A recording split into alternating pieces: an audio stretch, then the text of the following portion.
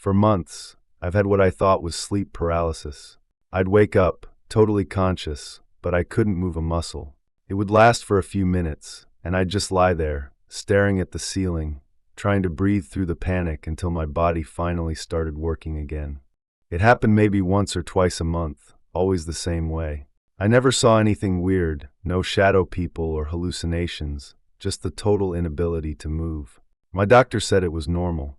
Just stress, bad sleep schedule, nothing to worry about. So I just dealt with it. A few weeks ago, I woke up again in the middle of one of these episodes. I couldn't turn my head, but I could see movement in my peripheral vision. Someone was standing next to my bed. Is this the sleep paralysis demon everyone talks about? I could feel the mattress shift as he leaned down. I wanted to scream, but my throat wouldn't work. Then he did something that I knew wasn't a demon hallucination. He reached out and brushed my hair back, slow and gentle. I must have blacked out because when I woke up, I could move again, and I was alone. The room was exactly how I'd left it, nothing missing, no signs of forced entry. I kept telling myself it was a really messed up dream, but I couldn't shake it. So, I set up my phone to record while I slept, just to prove to myself that nothing was happening. The next morning, I had 3 hours of footage of me sleeping. Normal. Then, right around 3:15 a.m., the screen lit up with movement. The door to my room opened. A man stepped inside. He walked up to my bed, stood over me for a long time, then pulled something from his pocket. He leaned down, did something near my face, then just stood there, watching me. I stopped the video. I was shaking so bad I almost dropped my phone. My brain was trying to find some kind of explanation that didn't mean what I knew it meant.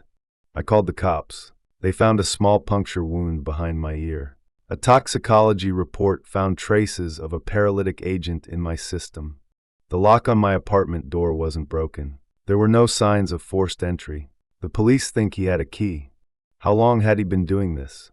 Every time I thought I was waking up with sleep paralysis, it was actually him. He was in my room, watching me, touching me.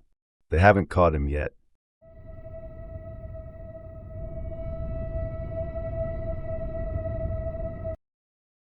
I've been living in South Delhi for the past 6 years, but this incident happened in September last year when I moved to West Delhi.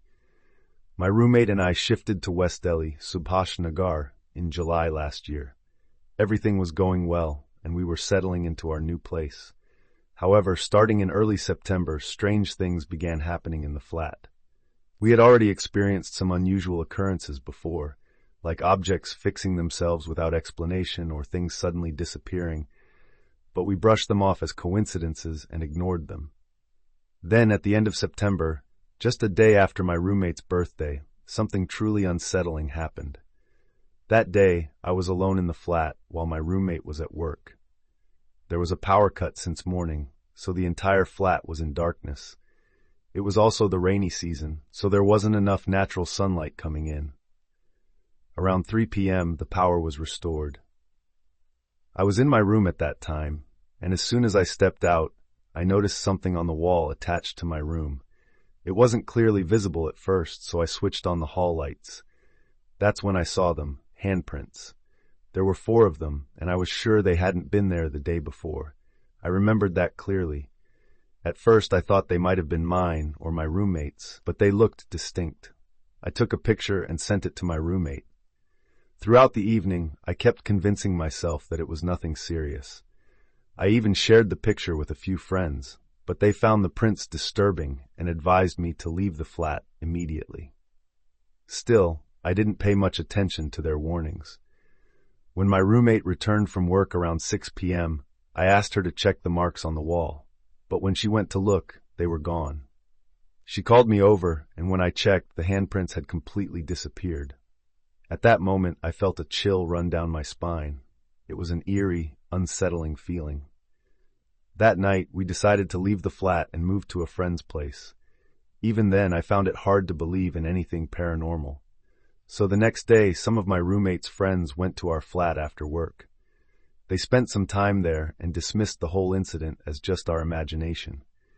However, as they were about to leave, they noticed something on the back of the front door. When they looked closely, they saw the same handprints that had appeared on the wall earlier. Terrified, they ran out of the flat immediately and advised us to vacate the place as soon as possible. The very next day, we moved out. But even after leaving, both my roommate and I went through a series of misfortunes over the next month. It felt like a traumatic experience, something we might never be able to forget. Maybe this wasn't just an incident. Maybe it had some kind of connection to us.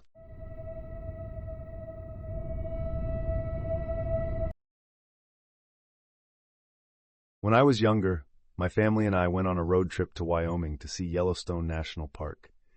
It's a beautiful place, and if you haven't seen it yet, I recommend it. Anyways, so from our home in California, it was about a 17-hour drive in our Yukon XL. It took us several days' worth of on and off driving to get there, and during the nights, we would try to find a little motel to rest at. One of the nights, due to us being behind schedule, my dad attempted to drive through the night to get us there sooner. He made it probably into the wee hours of the night before he deemed it unsafe and parked us in this little unlit rest stop in the middle of the woods in some flyover state. My brothers and I had fallen asleep in the car several hours before he'd stopped, so for at least a couple of hours, we were all sleeping in the car in this dark little parking lot surrounded by forest.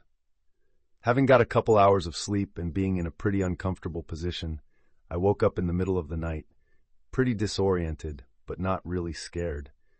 I looked around and saw everyone fast asleep in this pitch-black car, and naturally, I felt pretty alone. I tried to fall back asleep, but it just wasn't working out, so I just sat there for a while, boredom setting in. Looking out the window to see where we were, it was pitch black, so I couldn't see jack shot. Luckily, I wasn't the type to pack light and had brought a couple of flashlights in my bag. Being careful not to disturb my sleeping family, I reached into the back seat, unzipped my bag, and pulled out a little plastic yellow flashlight. It wasn't the brightest, but it was enough to see the foreground of the general surroundings. I put it up to the glass, making sure not to make any noise, and pushed the little switch into the on position. I pressed my face against the glass and looked out. At first, it looked like a normal tree line with some bushes, trees, whatever.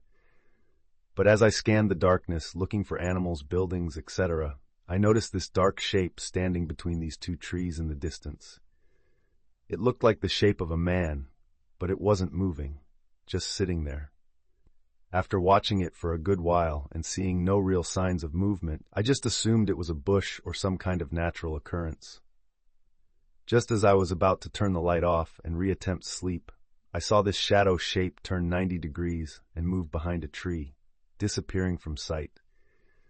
This scared the shot out of me, and I immediately turned off the flashlight and threw my sweater-turned blanket over my head, shut my eyes tightly, and covered my ears. I was paralyzed with fear and too full of adrenaline to get any sleep, sat in this semi-fetal position, clutching my flashlight for the rest of the night. I waited until the sun came up and we were back on the road before I got any sleep. I didn't tell anybody about the man I saw in the woods.